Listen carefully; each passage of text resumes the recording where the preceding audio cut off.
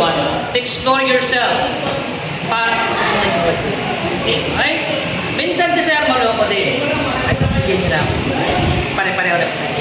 Pero, seryoso ako ibigay sa inyo lahat ng dapat niyong matutunan. Okay? So, ganito gagawin natin po.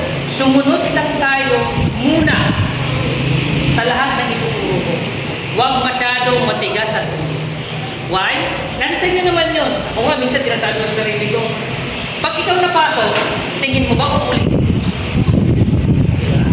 Pag ikaw pa, napatagal sa ano mo, nasuotog yung buhok mo, uulitin mo pa.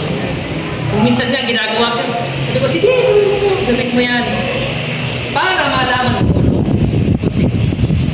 Tama? Kasi minsan, pag hindi mo alam ang consequences, hindi mo rin gagawin ang dapat.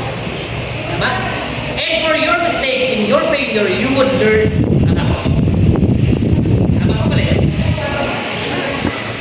So sa akin, ano po ang reminder ko, huwag kang magsombrero para mas mong mo. Tama? Huwag ka rin magkapote. Okay? Or yung jacket, ano? Para masunog ang balat mo. Okay? Huwag ka rin mag-shades para mabulag ka. Tama mali? Okay? At huwag kang magsapatos. Para pag napasakin yung paa mo, tanggal agad ang daliri mo. Make sense? Make sense? Yes, sir. Kasi pag sinasabi ko kasing gawin mo ito, gawin mo yan, anong gagawin mo? Hindi naman yan. Gagawin siya. Tama mali? Ganun talaga. Kung ano yung hindi dapat,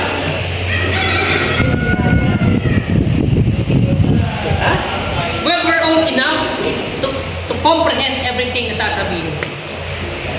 Right? Kasi kung hindi tayo disiplino, wala tayo. Right? So, kung ikaw ay napapalaro at gusto mo lang ng tumambay, huwag ka nang pumasok. Huwag ka nang pumasok. I am very happy to tell you, bibigyan ka ng list. Pero huwag pasado. Okay? Kasi kung pupunta ka lang dito at magpapasaway ka lang, matulog ka lang sa bahay. Tama? Ganun ako, straightforward akong salita. Ay, kung medyo napipikon ka, wala akong magagawa. Trabaho lang, wala Personal. Ay, kasi ganito ako magturo, Brad. Ayoko ng paligoy-ligoy, ayoko ng mga bagay na parang tayo lalaro. Okay? Kasi ganun ako binild ng panahon. Okay? Simula 8 years old, welder na ako hanggang sa 36 years old na buhay na. Mas professional. Okay? So, mind you everyone, ano po? Mabuti lang siya, sir. Okay? Kasi, alaga, ay bag. Okay? Alaga, ay bag, Brad. Okay?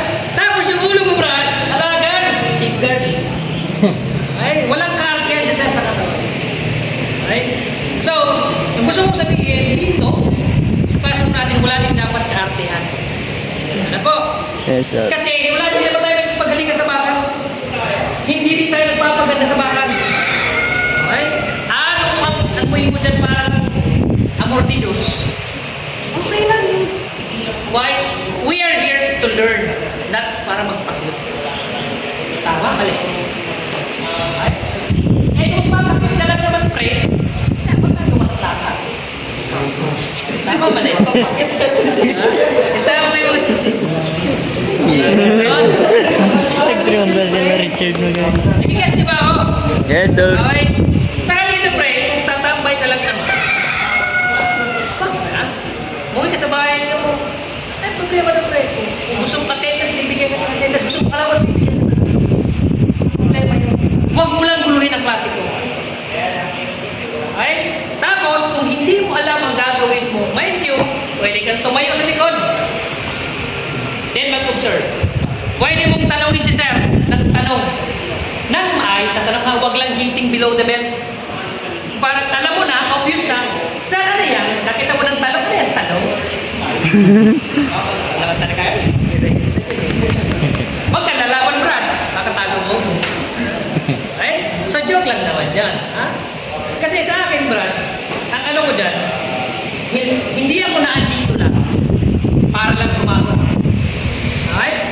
Minsan nga may mga pagkakataon na nagtitraining ako sa mga tinuturuan ko. Minsan delay pa yun sa akin. Okay lang. Kasi ang purpose ko, ang mission ko, at ang passion ko ay okay? So kung hindi mo lang naman bibigyan ng importansya ng ituro ko, ano po? Hindi ako nagigipag lang. Pwede po, kung gusto nyo, pwede po, kung gusto nyo matuto, gawin nyo yung dapat. Okay? Kasi pag ginawa nyo yung dapat, doon lang tayo makikita natin ang ituro. Okay? So ito bibigyan ko sa inyo ano, ito bibigyan ko learning sa inyo. Walang tao na ipinanganak na marunong na. So huwag kang mawawala ng pag-asa na yung pinag-aralan mo kayo, sir, ang ina sir, ang bagay. Sir, hindi ko magawa, hindi ko ganito. Kalabaw ka ba? Diba? Yung pag pinanganak, marunong ng tumakbo. Yung tao ang ginagawa, pag pinanganak, dapat siya, gawa pang muna. Hindi nga eh, kailangan niya munang magbalabalas sa sarili niya, di ba? Tapos kakabag, ano? Ang batawag dyan, yung sa Tagalog yung dagapan. Sumunod, mag-aaral ka, tumayo. Pagkatapos mo ka tumayo, maglalakad. Pagkatapos mo maglakad, takbo. Tapos magiging chick boy. Ay, mali. Tama ba? Sorry, naisip ko naman. Ano ba yan? Napakano naman ito sa... Okay, so ibig sabihin, every learning that we have is a process. Okay? Kasi kung hindi mo siya gagawin by process, wala yan. Kung isang araw pa lang, sabihin mo na hindi mo na kaya, wala na. Huwag ka nang mag-aral pa rin. Tulog ka sa bahay. Ganyan-ganyan ka lang dyan mo na. Manong ulam. Tama ba eh? Yan ang dapat na.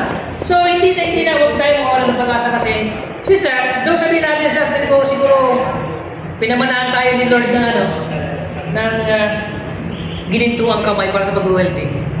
Ginto? Sana isasagla. Okay?